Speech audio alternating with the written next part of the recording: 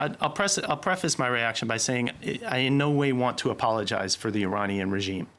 It's a heinous regime that tortures its own people, represses more than half of the population in terms of women there, takes hostages as a form of diplomacy.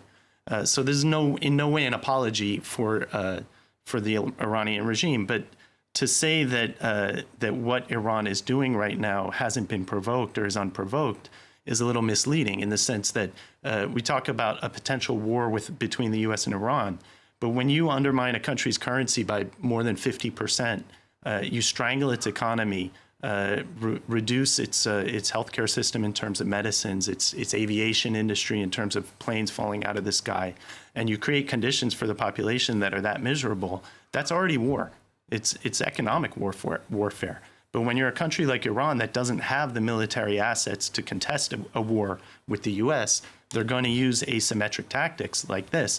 Now, the thing that I would just add to what Chris said, and I agree, in all likelihood, this is either Iranian policy entrepreneurs in the Revolutionary Guards. Maybe the chain of command doesn't go all the way up to the top, or maybe it is explicitly endorsed. Either way, the explosions were above the water level a month or so ago, and this time as well.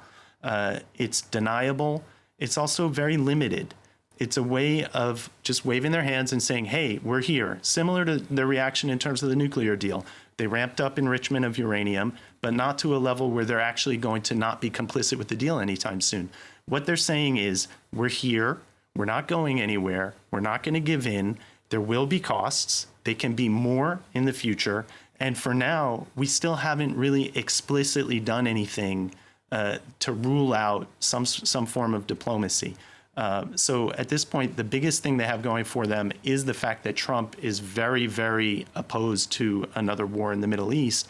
The worst thing they have going for them is that Trump is just a completely untrustworthy negotiator, as the Supreme Leader Khamenei said. It's hard when you're in the position of thinking the Supreme Leader of the Islamic Republic is more right than the U.S. Secretary of State.